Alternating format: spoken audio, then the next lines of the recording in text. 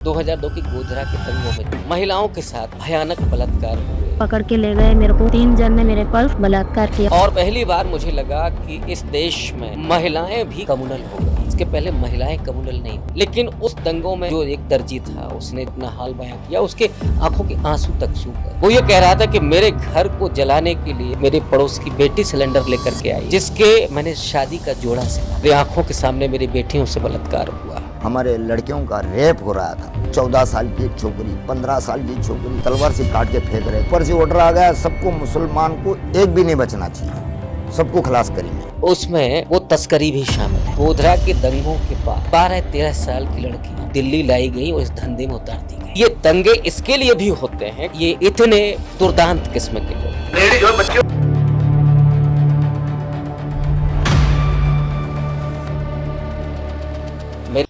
2002 की गोधरा के दंगों में जो हुआ, महिलाओं के साथ भयानक बलात्कार हुए और पहली बार मुझे लगा कि इस देश में महिलाएं भी कम्युनल हो गई हैं। इसके पहले महिलाएं कम्युनल नहीं होती थी, महिलाओं में बहनेपा का भाव होता था। लेकिन उस दंगों में ये देखा गया कि किसी जो एक दर्जी था उसने जो कहा, जो अपना हाल बयां किया, उसके आंखों के आंसू तक सूख गए। वो ये कह रहा था कि मेरे घर को जलाने के लिए वो मेरे पड़ोस की बेटी सिलेंडर लेकर के आई, जिसके मैंने शादी का जोड़ा सिला था, और मेरा घर, मेरी आंखों के सामने मेरी बेटियों से बलात्कार हुआ। ये जो पूरा हो रहा था, उन मुसलमानों के दुकानें उजाड़ दी गई, उनका व्यवसाय चौपट कर दिया गया। आपने प्रदीप सौरभ एक साहित्यकार हैं, यहीं दिल्ली में रहते हैं, उनका एक उपन्यास है मुन्नी मोबाइल। कई बार जो राजनीति में नहीं लिखा है, राजनीतिक इतिहास में दर्ज नहीं होता, वो लिटरेचर में दर्ज होता है जी। उस उपन्यास में प्रदीप सौरभ चूंकि पत्रकार हैं जी, वो खालिस साहित्यकार नहीं है, बड़ा शोध के बाद उन्होंने लिखा। ये जो लोग हैं उसमें वो तस्करी भी शामिल है, महिलाओं का शारीरिक शोषण में भी वो शामिल है।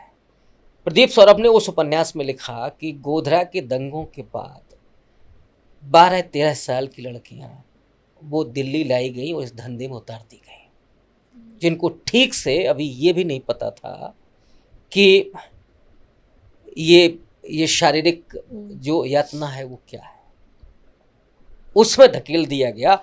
ये दंगे इसके लिए भी होते हैं कि ताकि मुस्लिम समाज की लड़कियों को ये मार्केट में उतारने, धंधों के लिए।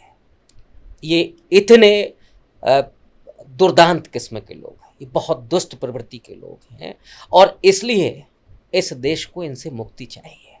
सावरकर को यहाँ ये कनेक्ट करते हैं। तब वो बात हो रही थी युद्ध की, अब इनके लिए ये दंगे जिसमें ये नरसंहार कर रहे हैं, ये भी इनके लिए उसी तरह का युद्ध है। और उस युद्ध में मोरल तोड़ने के लिए पुरुषों को, उस दर्जी को बिठा करके उसके आंखों के सामने उसकी बेटियों का रेप होता है, किसके लिए? उसके मनोबल को पूरे तरीके से ख़त्म करने के लिए। और इसीलिए मैं कहता हूँ कि मुसलमानों को ये आज का दलित बनाना चाहते हैं। इनके घरों में झाड़ू पोछा कौन करेगा, रिक्शा कौन चलाएगा, इनके यहाँ मजदूरी कौन करेगा, ये। और जैसे सदियों तक इस देश में दलित महिलाओं का उत्पीड़न होता रहा, वैसे ही ये मुस्लिम महिलाओं का उत्पीड़न करना चाहते हैं। दंगों में तो रेप होते ही हैं, ऐसे रोज रेप होते हैं, जबरिया, आर्थिक दबाव में और दूसरे तरह के दबाव में। ये उस हद दर्जे के लोग हैं, उस दुष्ट प्रवृत्ति के लोग हैं। क्योंकि हम आरएसएस और बीजेपी की बात कर रहे हैं, तो अभी जो एनसीईआरटी की किताबों से मुगलों का इतिहास, इवन राजपूतों का इतिहास को भी गायब कर दिया गया है और पेशवाओं के इतिहास को पूरा ग्लोरीफाई कर रहे हैं। तो आपको क्या लगता है, इनके पीछे कोई ब्राह्मणिकल प्रोजेक्ट है, क्या है? डेफिनेटली। अब पहली बार हम लोग जान रहे हैं कि अकबर जो है वो बहुत क्रूर शासक है। उसने अपने शासन के दूसरे साल में कितने हजार लोगों को मरवा दिया। पहले बाबर टारगेट इन्होंने किया, फिर अचानक औरंगजेब खलनायक बना, अब अकबर को भी एक खलनायक बना रहा है। जो मिडिल पीरियड है, मुगलों का जो पीरियड है, उसकी जो भूमिका है इस देश के इतिहास में है, उसने जो योगदान दिया है इस देश के इकोनॉमी में, इस देश के समाज में, इस देश की संस्कृति में, उस सब को भुला करके उन्हें क्रूर बादशाह के रूप में दिखाना, ये दरअसल वही विभाजनकारी नीति है और उसको इन्हें बच्चों में लेकर के ये जा रहा है। अभी दशहरा आ रहा है जहाँ पे वो शस्त्र पूजन होगा, फिर उसके बाद ये तलवारें देंगे, वो लहराई जाएंगी, और ये किसको दे रहा है? शिवराज सिंह चौहान का लड़का तो तलवार नहीं पकड़ रहा है, अमित शाह के लौंडे के हाथ में तो तलवार है नहीं। वो तलवार किसके हाथ में? आदिवासी के हाथ में, दलित के हाथ में, वो लड़कियों के हाथ में ये दे रहा है। अब आप सोचिए, जो हम लोग पढ़ते रहे हैं कि मात्र सत्तात्मक समाज बड़े शांति प्रिय होते हैं, महिलाएं हिंसक आमतौर पर नहीं होती हैं, उनके हाथ में जब आप तलवारें देंगे, इसके नाम पर नहीं, उनको सुरक्षा करनी है। बता दी उन्होंने किसकी सुरक्षा करनी है। और ये इतिहास बहुत बारीकी से बनाते हैं। एक कहानी मैं बताऊं आपको, आरएसएस खास करके जो दलितों के बीच में, जो अशिक्षित दलित उनके बीच में जो कहते हैं, और बहुत लोकप्रिय कहानी है। उसके बाद वो खिचड़ी बिचड़ी भोज होता है। वो कहानी किसी के बीच में जाएंगे, अति पिछड़ा के बीच में जाएंगे तो उनकी जाति से जोड़ देंगे, दलित के बीच में जाएंगे तो जैसे अति पिछड़ा होगा, पाल बिरादरी का होगा, तो उससे कहेंगे कि एक गड़रिया था जो भेड़ें चरा रहा था। दलित होगा तो उससे कहेंगे कि एक दलित था बेचारा, वो गाय भैंस चरा रहा था, बकरी चरा रहा था। उधर से एक राजकुमारी की डोली आई, मध्यकाल का बताएंगे। अच्छा अच्छा। राजकुमारी की डोली आई, अचानक जो मुस्लिम सूबेदार था वहाँ का, उसने उस डोली पर हमला कर दिया। ये जो गाय भैंस भेड़ चरा रहा था, इसने अपनी जान देकर के राजकुमारी की रक्षा की। उसके बाद जय श्री राम। अब इतना धीरे से जो उन्होंने खेल कर दिया, मतलब राजकुमारी की रक्षा करेगा कौन? गड़रिया। इंडिपेंडेंस डे का जो पोस्टर है वो आपने देखा होगा, उसमें सावरकर जो है वो गांधी से ऊपर है। तो क्या एक ही पोस्टर में गांधी और सावरकर कॉम्प्लीमेंट्री हो सकते हैं? उसमें नेहरू जी नहीं है। नेहरू जी तो गायब ही है। वही सावरकर जो गांधी जी की साजिश की मौत की साजिश में शामिल थे, जेल भी गए थे। वो सावरकर जो अंग्रेज़ों से कह रहे थे अगस्त में कि आप चले तो जा रहे हैं, डेमोक्रेसी मत बनाइए, हमें राजतंत्र दे दीजिए, भले ही नेपाल के राजा के अधीन कर दीजिए। वही सावरकर हैं। ये वही सावरकर हैं जो 6 बार माफ़ीनामे लिखे थे। ये वही सावरकर हैं जो ये कह रहे थे कि वेदों के बाद हम जो सबसे ज़्यादा सम्मानित जो ग्रंथ है वो मनुस्मृति है, जिसको जलाया था बाबा साहब ने। ये वही सावरकर हैं जो हिंदू राष्ट्र और हिंदुत्व के विचार को देते हैं। ये वही सावरकर हैं जो ये कहते हैं कि मुसलमानों को इस देश में दोयम दर्जे का नागरिक बन करके रहना होगा, और इसी वजह से पाकिस्तान बना, भारत का विभाजन हुआ। सावरकर ने अगर अपनी हिंदुत्व की थ्योरी नहीं दी होती और ये नहीं कहा होता कि मुसलमान इस देश में रहेंगे, दोयम दर्जे का नागरिक बन करके रहेंगे, उनके अधिकार नहीं होंगे, तो शायद मोहम्मद अली जिन्ना को वो सफलता नहीं मिलती जो मिली 45 के इलेक्शन में, और उसके बाद पाकिस्तान बना। मैं केवल एक आदमी को गुनहगार मानता हूँ इस देश के विभाजन के लिए, उसका नाम है बीडी सावरकर। अभी मतलब बीजेपी और आरएसएस तो हमेशा ये आरोप लगाती है कि पार्टीशन जो हुआ इंडिया का, उसमें कांग्रेस और गांधी का हाथ था। अभी हाल फिलहाल में एक फिल्म आई बंगाल फाइल्स, उसमें विवेक अग्निहोत्री यही दिखा रहे हैं कि मतलब गांधी की वजह से मतलब पार्टीशन हुआ और बंगाल में हिंदुओं का नरसंहार हुआ। और तो और मतलब एक सबसे जो इंटरेस्टिंग चीज़ ये दिखता है कि वो श्यामा प्रसाद मुखर्जी है और जो आरएसएस के नायक सावरकर गोलवलकर है, उसको वो हिंदुओं का सेवियर के रूप में दिखा रहे हैं। जबकि मुझे ऐसा लगता, मैंने भी हिस्ट्री का पढ़ा है, हिस्ट्री का स्टूडेंट रहा हूँ, तो जिन्ना और ये मुस्लिम लीग और ये आरएसएस और हिंदू महासभा तो सरकार एक साथ चला रहे थे। अब आपको क्या लगता है? इतनी सारी बातें हो गई हैं, मैं एक एक करके जवाब दे रहा हूँ। आरएसएस के लोग ये कहते हैं गांधी जी ने आत्महत्या की थी। अच्छा, ये भी कहते हैं। गुजरात में पाठ्यक्रम में शामिल था, कहते ही नहीं है। मधुलिम में कभी कहते थे कि आरएसएस का मतलब है र्यूमर स्प्रेडिंग सोसाइटी। अच्छा, ये इन्होंने गणेश जी को दूध पिलाया था। हाँ, तब देखा था कि देश में मूर्ख उतने ही हैं कि कुछ कम हो गए। ये बराबर करते रहते हैं, वो जांचते रहते हैं कि कितने मूर्ख अभी बचे हैं। खैर, उस पर हम खरे उतर रहे हैं, ये देश खरा उतर रहा है अभी भी। तो जहाँ तक इसकी बात है, वो जो अग्निहोत्री जो फिल्म बना रहा है, वो फिल्म पिट भी गई बेचारे पिट गई की, अब। मुझे बड़ी सिंपैथी है उसके साथ। तो अब ये जो दिखा रहे हैं, ये जो कह रहे हैं, तो वो ये भी कह सकते हैं कि गांधी जी ने आत्महत्या की। वो ये भी कहते हैं भगत सिंह के बारे में, क्या कहते जो इस हैं? देश का सिरमौर है, जिसने अपनी कुर्बानी दी। वो चाहते तो बच भी सकते थे। बिल्कुल। वो ये कहते हैं कि भगत सिंह के हमें विचार पसंद नहीं है, उनकी देशभक्ति तो पसंद है। अच्छा, क्योंकि भगत सिंह ने लिख दिया मैं नास्तिक क्यों हूँ, हाँ। तो वहाँ से पूरा इनका एजेंडा गायब होता है।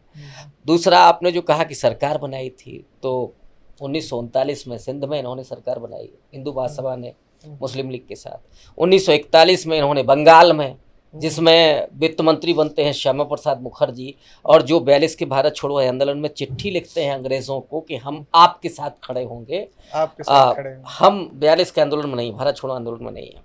43 में इन्होंने नॉर्थ वेस्ट फ्रंटियर में इन्होंने सरकार बनाई मुस्लिम लीग के साथ।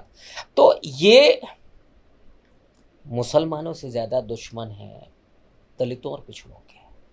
इनको मनुस्मृति लागू करनी है। इन्होंने अभी कश्मीर में बनाई, उस अलगाववादी पार्टी के साथ सरकार बनाई, पीडीपी के साथ, जिसको ये पानी पी पी करके गाली देते कोसते थे। तो ये वो लोग, इनके पास कोई नीति नहीं है, नैतिकता तो कतई है ही नहीं, कोई चरित्र नहीं है, कोई ईमान नहीं है, इनको केवल सत्ता चाहिए। ये अमर बेल की तरह पिछले 3000-5000 साल से इस देश के बहुजनों का खून चूस करके जिंदा थे। वो अभी भी ये चाहते हैं कि हम ऐसे ही जिंदा रहें, लेकिन संविधान ने इनका सारा बर्बाद कर दिया है। इसीलिए ये संविधान पर हमला कर रहे हैं। वो चाहते हैं कि संविधान खत्म हो जाए। मैं आपके भी उस सवाल को ले लेता हूँ कि सावरकर को गांधी के ऊपर इन्होंने जो किया, सावरकर एक जन्म किया, वैसे तो पुनर्जन्म को मैं मानता नहीं हूँ, अभी 10 भी जन्म ले लें तो भी गांधी के बराबर नहीं हो पाएंगे। सावरकर को इस सरकार के पहले कितने लोग जानते थे? गांधी की मूर्तियाँ 100 देशों से ज़्यादा में लगी हुई हैं, दुनिया उनको जानती है। डॉक्टर अंबेडकर को वो यूनिवर्सिटी जहाँ पर उन्होंने पढ़ाई की, वो क्या के सिंबल ऑफ नॉलेज का दर्जा देती है। तो इस देश के बाहर जो लोग गए, वो गांधी जी गए, बाबा साहब अम्बेडकर गए, नेहरू जी गए। अभी भी मोदी जी को फेस करना पड़ता है बार बार कि ये नेहरू या गांधी या अम्बेडकर। सावरकर को कौन जानता है? अब ये बेचारे परेशान हैं कि किसी तरीके से हम सावरकर को बड़ा बना लें। अरे भाई, चित्र बड़ा बनाने से बड़ा नहीं बनता है, चरित्र बड़ा होने से व्यक्ति बड़ा बनता है, जो इनका कभी है नहीं। तो अभी मोदी जी ने इंडिपेंडेंस डे की स्पीच में आरएसएस का जिक्र किया और 100 साल पूरे होने पे बधाई दी, और उन्होंने यहाँ तक कह दिया है कि आरएसएस जो है दुनिया का सबसे बड़ा एनजीओ है ना। तो आपको क्या लगता है, एनजीओ है या कोई आतंकवादी संगठन है या जो बहुजन विरोधी संगठन है, क्या है? एनजीओ का एक डॉक्यूमेंट होता है, सदस्यता होती है, लेकिन आरएसएस का कुछ भी नहीं है। और ये इतने बदमाश किस्म के लोग हैं, बेहद फ्रॉड लोग हैं। तब से लेकर के अब तक इन्होंने इस संस्था को रजिस्टर्ड नहीं कराया। ऑडिटिंग तो भूल ही जाइए। काहे की ऑडिटिंग, जब है ही नहीं, बायलॉज ही नहीं है। एनजीओ है तो बायलॉज दिखा दें मुझे, कोई बायलॉज नहीं है। तो वो आरएसएस, इसके जो आनुषंगिक संगठन हैं वो रजिस्टर्ड हो गए हैं, उनके पास पैसा वैसा कोरोना में बहुत गया, बहुत माल कमाया इन्होंने। वो लोग जो संस्कृति और देश की सेवा की बात करते थे, वो आजकल 5 सितारा होटलों में रुक रहे हैं, मलाई छन रहे अच्छा खासा। अब उनको जो लत लग गई है ना, यही डुबोएगी आगे चल करके। आरएसएस को जो बधाई दी जा रही है, मोदी जी बेचारे जान रहे थे कि 75 साल के हो रहे हैं। मोहन भागवत एक बार कह चुके थे कि अब रिटायर्ड हो जाना चाहिए। तो ये तारीफ इसके लिए थी, तारीफ इसलिए नहीं थी कि आरएसएस इतना बड़ा एनजीओ है, लेकिन आरएसएस वो संगठन है जो इस देश में 3 बार प्रतिबंधित हुआ। गांधी जी के हत्या के बाद गृह मंत्री सरदार पटेल ने 25,000 स्वयंसेवकों को जेल भेजा था। 19 महीने प्रतिबंधित रहा आरएसएस। उसके बाद आपातकाल में, फिर 92 में, 3 बार जो संगठन प्रतिबंधित रहा हो, उस संगठन को आप क्या कहेंगे? वो संगठन समरसता मंच चला रहा है या आतंकवादी संगठन चला रहा है? आप बड़े संगीन आरोप लगा रहे हैं। वो नहीं, ये संगीन आरोप क्या है, मैं तो पूछ रहा हूँ। ये देश बताएगा ना कि क्या है ये वो नाथूराम गॉडसे को जो देशभक्त कहता है, मैं उसको क्या मानूं, जिसने राष्ट्रपिता गांधी की 86 वर्ष के उस बुजुर्ग के सीने में 3 गोलियां दागी थी। ये नफरत कौन सिखा रहा था उसको? उसको देशभक्त स्वीकार करेगा ये देश? आरएसएस को क्या मान लिया देशभक्त संगठन है? नहीं। इसने कोई देशभक्ति का प्रमाण मुझे आज तक बता दीजिए कि आरएसएस ने कुछ देशभक्ति, ये संविधान के खिलाफ ये खड़े रहे। 26 नवंबर 1949 को भारत का संविधान पारित होता है। 30 नवंबर 1949 को ऑर्गेनाइजर में जो ये लिखते हैं कि हमें इस देश का संविधान स्वीकार नहीं है। क्यों स्वीकार नहीं है? क्योंकि इसमें मनु की संहिताएं नहीं है। इन्होंने तिरंगे पर क्या बोला कि ये 3 रंग हैं, ये अशुभ है। मैं एक और मजेदार बात बता दूं आपको। जिस समय राष्ट्रध्वज पर चर्चा होनी थी संविधान सभा में, उसके ठीक पहले बाबा साहब दिल्ली से बम्बई गए थे।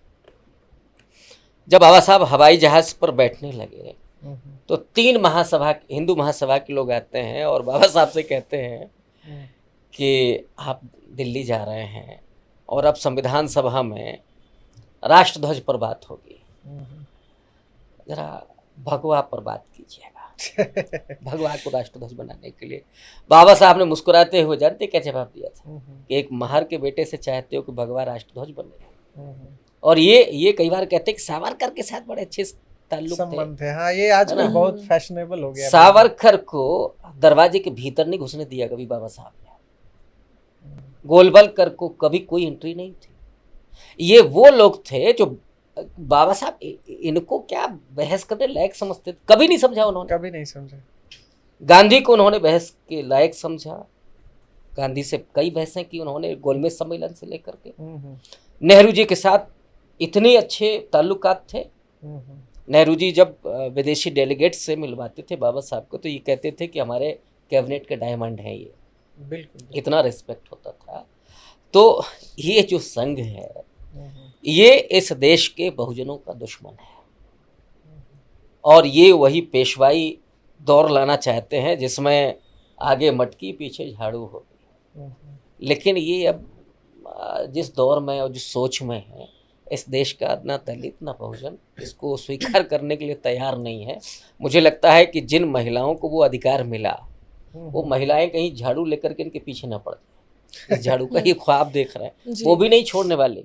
वो झाड़ू छोड़ करके कलम पर आई हैं। अब वो जो दहलीज के भीतर आप तो क्या अजीब वो तर्क देता है आदमी, महिलाओं को 3 बच्चे पैदा करने चाहिए। अबे तू एक करके दिखा दे। खुद तो कर नहीं पा रहे कि 3 बच्चे क्यों पैदा करने चाहिए?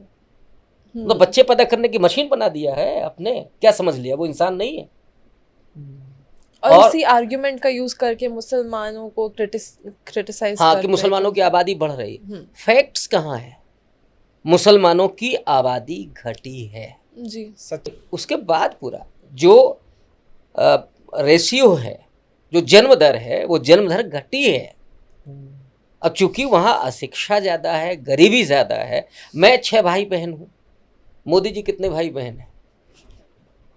मोदी जी मुसलमान तो नहीं है। जब मोदी जी के इतने भाई बहन हो सकते हैं तो किसी गरीब अशिक्षित मुसलमान के भी इतने बच्चे हो सकते हैं। 8 हो सकते हैं। मोदी जी के कितने भाई बहन है मुझे नहीं पता है। 8। तो ये तो पहली बार शायद आप खुलासा कर रहे हैं। 8 भाई बहन होने के बाद वो मुसलमानों को गाली मार रहे हैं। नहीं, ये वो तो बहुत लंबे समय तक ये भी नहीं बताया कि उनके वो शादीशुदा हैं। अच्छा। ये बहुत झूठे किस्म के लोग, बहुत फ्रॉड किस्म के लोग। वो तो मामला प्रधानमंत्री बनने का आया तब वो एफिडेविट में आया कि पत्नी कौन है, वरना जसोदा बहन गायब ही थी पिक्चर। एक महिला को जीवन भर इस तरह से अपमानजनक परिस्थिति में रहना पड़ा। वो अच्छा है कि मोदी जी दीर्घायु हों और बगैर करवा चौथ के जी रहे हैं इतना लंबा ना। अब जसोदा बहन करवा चौथ रखती हैं कि नहीं रखती हैं मुझे नहीं पता, लेकिन चूंकि अब साथ नहीं है तो हम ये मानते हैं कि बगैर करवा चौथ के भी लंबी उम्र उनको मिल रही है। मोदी जी के और आरएसएस के जो एक बड़े आइकॉन हैं जिस पर अभी हमने बात की, सावरकर, वो अपनी किताब 6 glorious epochs of Indian history में ये लिखते हैं कि बलात्कार को राजनीतिक हथियार के रूप में इस्तेमाल किया जाना चाहिए और हिंदू योद्धाओं को मुस्लिम महिलाओं के साथ बलात्कार करना चाहिए ताकि मुसलमानों को सबक मिले। ये बात वो लिखते हैं अपनी किताब में। तो बेसिकली मोदी जी जहाँ पे बेटी बचाओ बेटी पढ़ाओ अभियान के बारे में बात करते रहते हैं, वहीं पे उनके ऐसे आइकॉन ये सब बातें लिखते हैं। तो एजेंडा क्या है महिलाओं को लेकर इस सरकार का, खास करके मुस्लिम महिलाओं को?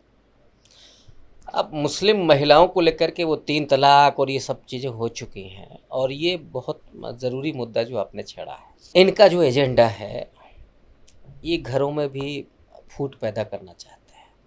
14 के बाद कुछ ऐसी पॉलिसीज़ आई मुस्लिम महिलाओं के लिए जो चल रही थी। मैं उसमें एक प्रशिक्षक के तौर पर गया हूँ, उसका साक्षी हूँ, तब मैं ये कह रहा हूँ। उसमें महिलाओं को पुरुषों के खिलाफ भड़काया जाता था। मुझे भी बुलाया गया कि आपको बोलना है इस मुद्दे पर, तो मैं तो अपने हिसाब से बोल रहा था। तो 4 क्लास के बाद फिर मुझे हटा भी दिया। तो मैंने उनसे पूछा कि अरे भाई ये क्या? उसमें बाकायदा लंच मिलता था, उनको एक किट मिलती थी, कुछ पैसा मिलता था। तो ये इन्होंने किया, लेकिन मुस्लिम पुरुषों के खिलाफ उसमें भड़काया जा रहा था, ये सब किया जा रहा था। तो मैंने जब उससे पूछा, जो उसका ऑर्गेनाइज़र था, कि ये आप क्यों कर रहे हैं, तो उसने गाली दे करके कहा कि इन महिलाओं को हमें वो चीज़ें समझानी है कि जो पुरुष इनके प्रताड़ित करते हैं, और ये दरमूर्ख है, पता नहीं क्या क्या उसने बोला। तो खैर 4 क्लास के बाद मैं वहाँ से निकल गया। इनका कोई एजेंडा नहीं। हिजाब पर आप देख लीजिए, मुस्लिम महिलाओं के बलात्कार का जहाँ तक वो सवाल है, सावरकर का वही यहाँ तक आ रहा है। मैं उसको जोड़ूंगा अभी। सावरकर ने बहुत अलग बातें की हैं, और इसलिए मैंने कहा कि सावरकर एक आइडियोलॉग है। मैं मानता हूँ इस बात को। सावरकर ने ये बात लिखी है, और शिवाजी को इसके लिए वो क्रिटिसाइज करते हैं, जो इनके दूसरे नायक हैं जिन्होंने हिंदू हृदय सम्राट शिवाजी को बनाया। शिवाजी ऐसे हैं नहीं। शिवाजी के सैनिक जीत करके लाए थे, और एक मुस्लिम महिला को भी लाए थे। शिवाजी ने उसे सम्मान के साथ वापस किया। उसको उसकी क्रिटिसाइज सावरकर करते हैं कि ये शिवाजी को नहीं करना चाहिए था, जबकि शिवाजी की नज़र में वो स्त्री, माँ बहन ये थी, बहुत सम्मान के साथ वो देखते थे। और यही असली शिवाजी हैं। शिवाजी वो नहीं है जो भूषण ने बनाए और जो संघियों ने बनाए। नंबर 2, सावरकर तो ये भी कहते हैं कि गाय का मांस खाना चाहिए। क्या पागलपन है? वो कहता है कि गाय दूसरे जानवरों की तरह ही जानवर है, कि गाय माता है, ये क्या बेवकूफ़ी है। तो वो नहीं मानते हैं, ये ब्लास्फेमी हो जाए। अब वो बात अलग है कि चुपके से खाते हों, या अटल बिहारी वाजपेयी ने खाया तो उन्होंने, अमेरिका में किसी ने पूछा कि आप तो ये खा रहे हैं, तो उन्होंने कहा कि नहीं, भारतीय गाय का नहीं है, ये अमेरिकन गाय का है, तो उसका हम खा। बहुत ढोंगी किस्म के लोग हैं ये, तो वो भी करेंगे। लेकिन अब यही देख लीजिए आप, इस समय की पॉलिटिक्स में, नॉर्थ ईस्ट में और गोवा में, वहाँ यहाँ दोनों जगह गाय यमी है, इधर मम्मी है। ये हालत है इनकी। सावरकर सीधा उस बात को कहता है, और सावरकर वो बात को भी, वो बलात्कार वाले इशू को भी, कि मोरल तोड़ने के लिए वो आदमी भयानक रूप से स्त्री विरोधी है, भयानक रूप से। गांधी जी के साथ लंदन में काफ़ी बातचीत हुई, और वहाँ तक सावरकर ठीक है। लेकिन उसके बाद जो सावरकर लिखते हैं, जो बोलते हैं, और जो गॉड से तो एक तरह से उनका चेला ही था,